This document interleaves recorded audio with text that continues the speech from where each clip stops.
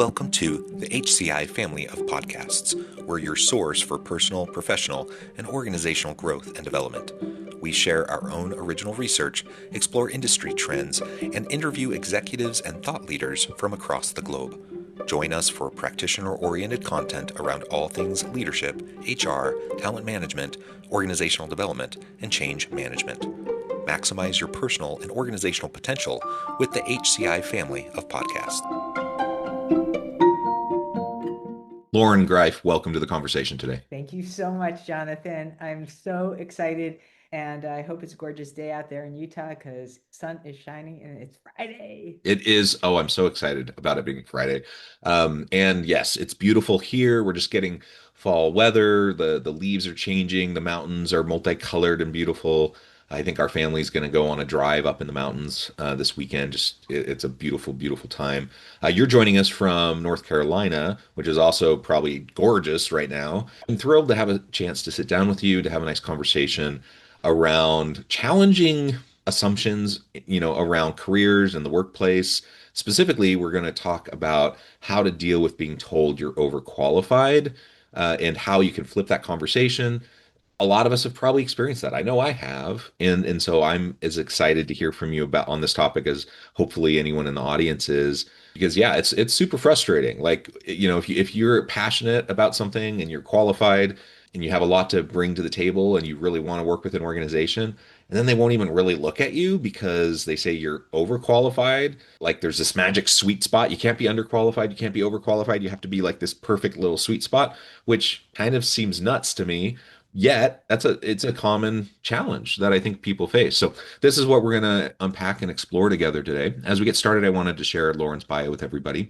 Loren Greiff is the founder of Portfolio Rocket, a career consultancy dedicated to helping executives over 40 break free from outdated job search systems and land roles that match their worth. After being performance improvement planned at 54 for being too enthusiastic at one of the world's top executive search firms, she saw firsthand how traditional systems can marginalize experienced talent. Instead of shrinking, she launched a mission to flip the script and a business that's now helped over 430 leaders land faster and earn more by doing it differently, not traditionally. And I could go on. There's a ton about you and your background that I think is just awesome. But I'm going to pause there. Anything you would like to highlight before we dive on in? I think you hit all the public facing pieces, and also what I'm about to share is public facing. So I refer to myself as a loud mouth age advocate, and that's because first and foremost, let's just get real. I'm 61. I've been through the system both from a candidate standpoint and also from a recruiting standpoint. Yeah. And I know that age is inevitable, right? But playing small because of your age is a decision. And so I really want to reinforce that whether they tell you you're overqualified or not, is up for suspect, and also plenty of workarounds to share here. Yeah, yeah. I love how you frame that. Playing small, it doesn't serve anybody. And not I mean, so the main topic for today is, they tell you you're overqualified, and how do we deal with that? Kind of a connected piece to that is like, if you find, and this kind of goes back to your bio, and like you're too enthusiastic. I'm like, what is that? Like what does that mean? You're too enthusiastic. What it meant was that, and this is, I'll give you the high level so that you don't have to read the novel, but working in corporate and this very, very well-known executive search firm, I used the word yippee in an email. And when my boss knocked on the door and told me that that was too conversational, too enthusiastic, and not professional, that was my hint, haha, right? That despite my performance and despite a lot of the other relationships that I built and being so hardworking and making my numbers and all those things, I was no longer an aligned fit. And I was the only one over 50 at the time. I also was working on a lot of very sexy direct to consumer brands, the ones that, have notoriously digital native type of Hmm. mention in their job descriptions, which is also code for we want somebody who isn't Yeah. above a certain age. So Yeah. it got me Yeah. peaked to that idea like, hey, this is a real thing. And then since that time, I've really dedicated myself to serving this audience of 40 plus. Yeah, well, that's great. And you know how silly it is to say you're too enthusiastic. You know, that's it's one thing if it's customer facing and they say, "Hey, you need to be a little bit more professional." Oh, okay, that's good feedback. But like, who cares? Like you said yippee in an email. Like who cares? You know, I've experienced similar types of things, you know, where it's kind of the same thing. Like my office, your office is too fun. Like why don't you like be a little bit more, I mean, not they didn't use the word Sterile? bland. Sterile, that's a good way to put it. Bland, they didn't use the word bland, but like you know, it's code. Like when you say it should be more professional. I'm like, says who? Like why? Like the only person that comes in here is me, and maybe some other coworkers. And why shouldn't it be a place that I enjoy to be, that's fun, that's inviting, that's warm, and keeps my energy up, right? You know, so things like that, or like you know, messaging to like you should slow down, you should pump the brakes, you should, you know, things like that. I'm like, really? You know, like playing small is a bad look. It's a bad look for an employer to tell their people to play small. It's certainly for the individual, it's not a good idea. Like if you find yourself in that kind of an environment, you really should take a second look and like, is this the place for you to be? Because you should be empowered to be as big as you can, you know, like to do as much as you can and you know because of some outdated norms saying you know I shouldn't wear my Happy Gilmore Boston jersey. Now I actually wouldn't wear this to work, but like you know it, there's just silly norms like that just don't matter. Like if it doesn't matter, like who cares? And why claim that that's a reason why someone doesn't fit with the organization and they should leave? And it's often just a coded kind of excuse for you know maybe someone who's older or something like that where they need a reason to get rid of them because they're worried about age discrimination claims or whatever it might be the case. It's I often say ageism isn't going away. So I just want to make sure that this is really, really clear right from the get-go. There is nothing that you could do about somebody else's prejudice or bias. And they say that Yeah. ageism is the last permissible bias.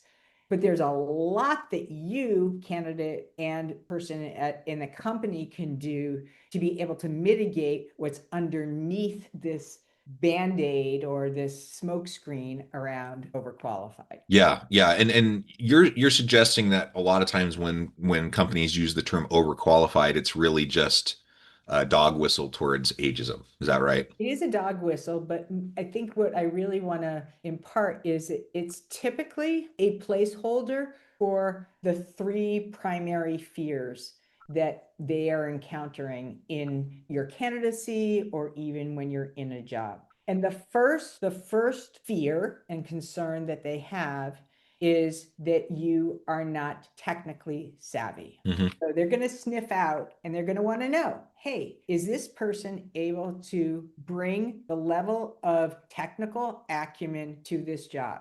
Specifically, are you AI savvy? Are you an Hmm. AI ally or are you an AI, hey, no, thank you, right? Are you adopting or are you still believing that it doesn't really matter, right? So are Yeah, you which by the way, I mean that if that's truly what they're looking at, I mean that's a perfectly reasonable thing, right, to consider when you're hiring for a position.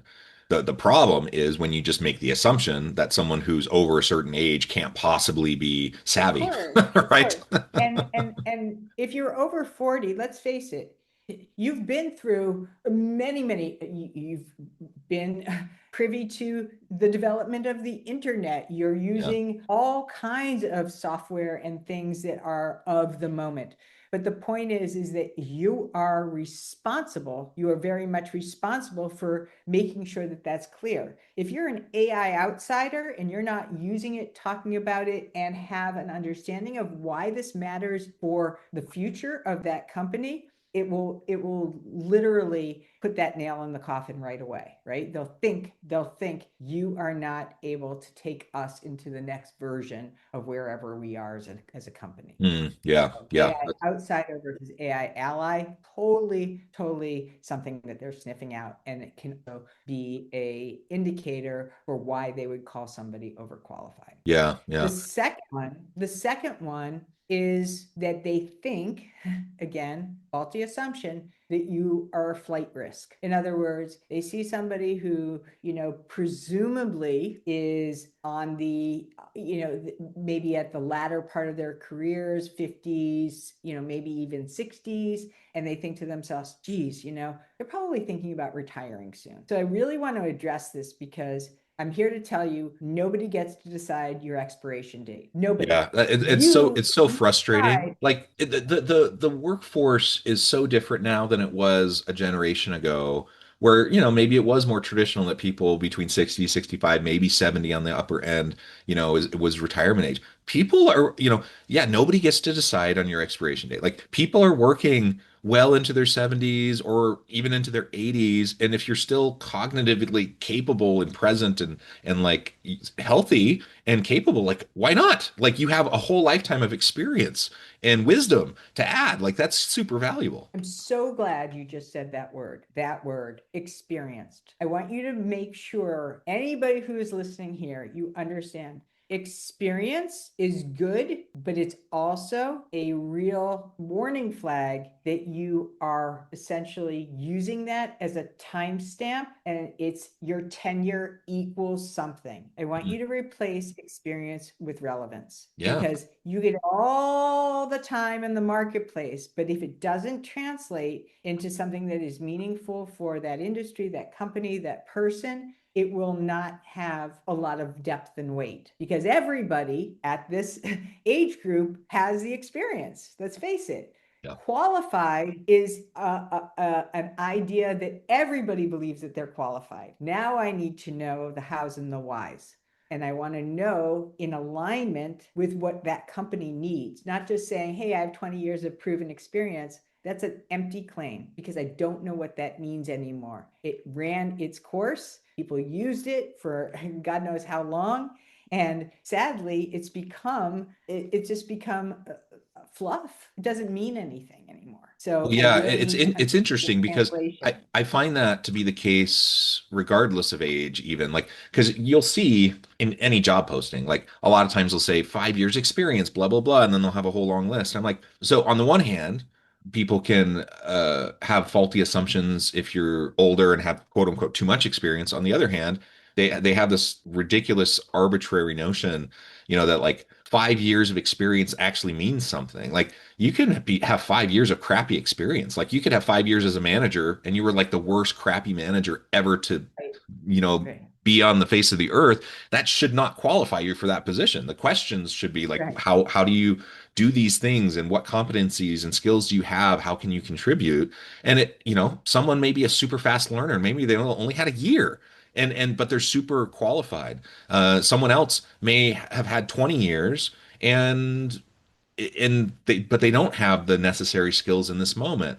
So it's this arbitrary thing, right? So like absolutely, someone who has had a long career, maybe in multiple industries and lots of different contexts, being able to translate that from like this arbitrary like 20 years experience or 30 years experience to be able to actually translate that. What does that mean? What does that actually mean that you can do for the organization? That's that relevance that you're talking about. It is that relevance. And other things that also signal relevance is consistent learning, right? Yeah. People who are building skills of the moment. And I'm not just even talking about AI. I can hear it when we talk to prospects and clients. Are they able to distill conversations down into sound bites and not ramble? Not none of this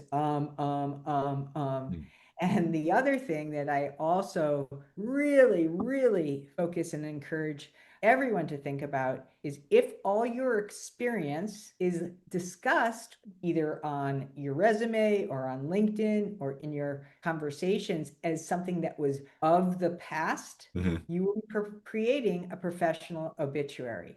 Everything that lives in this past tense is telling that decision maker, you've been there, you've done that. And what I really hope our clients to work on is what we call tomorrow stories. Hmm. Take this experience and bring me into the future of whatever that industry is. And so I'll give you an example because I know that this might sound like, okay, so how am I supposed to do this, right? Like I've already done this project. And so how do I capitalize on having it live in the future? And a couple of examples, and I'll just top line these for you. If you have been through an RFP or brought in any kind of software to the company, the probability that that software still exists today is very high. In other words, that investment that you made in order to go through the RFP, to curate the vendors, to be able to secure the final implementation, all that investment still has a life Mhm. and probably an efficiency value, right? We saved this amount of time then, and over a period of time, it has also yielded X in aggregated, efficiency increases. The other one is, of course, if you built a department, you've been able to generate a lot of retention. Those people may very well still be there. And a lot of the other projects that you led are still alive and kicking in that company. So I just don't want you to think because you left, your Hmm. impact died. Yeah, yeah. No, I think that's really a helpful way to frame it because that's kind of what we're always taught, right? Is any past work experience, you put all of that in past tense on your resume. And it really, I think everything that you're saying is just how to make yourself more compelling, right? And to take away the bias excuse. So you can't change, like I'm not going to change whether or not someone has ageism and is biased that direction, but I can remove the excuses they might make to try to dismiss me, and I can be more proactive about establishing that relevance and why I'm a super great fit for this position and how what I've done recently translates into what I will do for this position. So those future statements, I think, is a 100%. beautiful way. Yeah. 100%. Yeah. We need you, candidate, to help us see why you matter beyond just your history, right? No company is going to be reinvesting in in what is now the past or the archives. All companies are going forward, and that's what they're looking for, is to understand how you're going to be a part of that. Awesome. So let's play this out. So, I'm not as old, but I'm 46, going on 47. And so I certainly am in that age range where it could start to be an issue for me, right? And I've certainly heard it before. Like I've heard things about being overqualified for a given position or whatever. And I suspect most in the audience has too. So let's assume, like someone is now applying for a position. They look over the position posting, perfect fit. They have lots of relevant experience, lots that they could add to this position. But it's also likely a position that's going to draw in a bunch of younger folks, and so how would you suggest preemptively short-circuiting that whole, like, you're overqualified when maybe on paper you are, like, maybe they're asking for 5 to 10 years experience and you have 20 years experience and all of that. Like, how do you start to, I don't know what the issue is with my camera, but let's turn that back on. How do you short circuit that and, like, preemptively, put yourself in the best light? Well, I'm going to answer this question in probably not the most polite way, but I'm going to tell it to you. I'm going to tell it to you straight. Get the bleep off of those job boards. Right? So you should not be spending your time applying. And I'm going to give you the data behind this. The ROI, the return on your time and investment, when you are applying online is about 0.002% conversion. And conversion does not mean that you're getting a job. It could be some kind of response, it could be an Right. interview. And so let's equate that. That is about 7 months of effort if you were to spend 40 hours a week doing that apply now. And so already you are setting yourself up for a terrible, terrible time It could include depression, demoralization, feelings of Right. isolation, and also showing up for interviews exhausted, frustrated, and desperate. So I would not ever recommend that people, especially if you're over 40, start getting involved with the noise in applicant tracking systems. Since AI, the density of applicants has only increased, which makes it Absolutely. even harder for you to get any traction. So the first thing I want you to do before you get into anything is move away from those job boards and also any over reliance on recruiters. This is your job to have. And now what I really want you to do is I really encourage you to focus in, and this is definitely something worth writing down. So whoever you are listening, pull over, grab a pen, and write this down. This is literally the game changer. And I ask this of every client, every prospect. What I really care about is what are the urgent and expensive problems that you have the unfair advantage to solve. Mm, Urgent and expensive problems you have the unfair advantage to solve. I'm going to break this down for you so you can understand the rationale for why this little triad, or these three legs of the stool come together. If you are solving a problem or know how to solve a problem that is urgent, your candidacy will move. If it's a nice to have, that issue or that reason for being hired is going to lag. And so you can take your resume, you could take any experience that you have, be it on LinkedIn or not, and now I want you to have it run it through chat. See what it says. What are the urgent and expensive problems that you have the unfair advantage to solve? If that problem is not an expensive problem, you will be seen as overqualified. mm. Right? So of all the problems that you have, you're looking for the ones that are difficult and rarer to solve. It is no accident that people are being paid something like $200 million over at Anthropic and AI, because the Wow. problems that they are solving are they're so expensive and they're so urgent. So that demand is higher for that person, and the supply is scarcer, hence a much higher rate. Ridiculous offers. Yeah. Ridiculous offers, exactly. But we can learn from that, right? We can learn from that and say, oh, why are they being paid so much? Because they're solving urgent and expensive problems not everybody knows how to solve. They have the unfair advantage, right? They've been trained in this, they've done this, and clearly the ROI on hiring this person, if they're getting paid $200 million, what's the real impact to the company? So if you So- don't have that unfair advantage, they're going to hire somebody else. So yeah. Yeah. it So may not I seem think like that's a very amazing. logical. Go That's an ahead. amazing way to frame it. And I think that makes you invaluable, right? The question is like, and I know at least part of the answer is networking, right? Because so many jobs are, you get via who you know.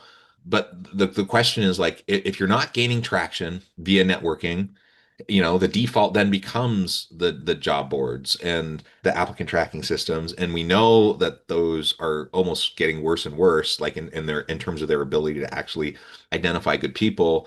Recruiters can be really hard. Like in the last minute that we have, like what would you say is like the main strategy then, having that in your quiver, of really defining your I can't value? wait to What share do you this with do? you and Yeah. your audience. I really can't wait, because this is a methodology I figured out just a couple of days ago. I got a reach out from one of my clients.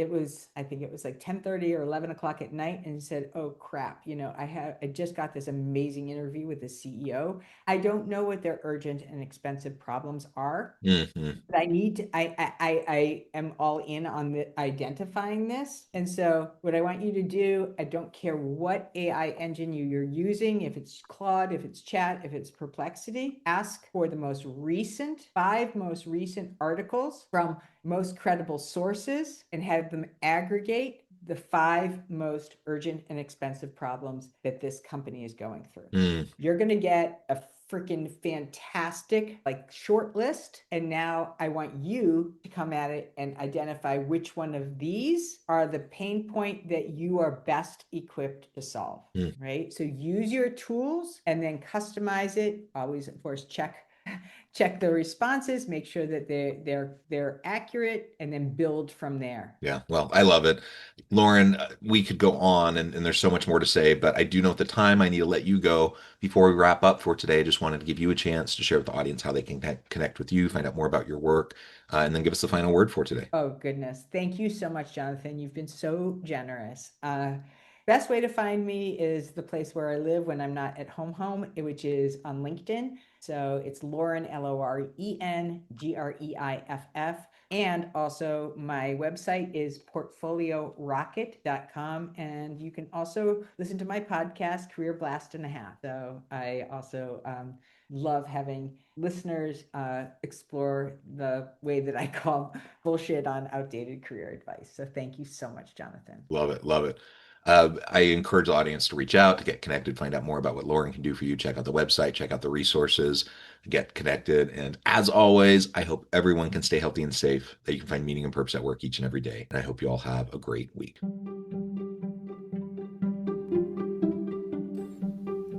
Thanks for joining us for this episode of the podcast. We hope you stay healthy and safe, and please join us again soon.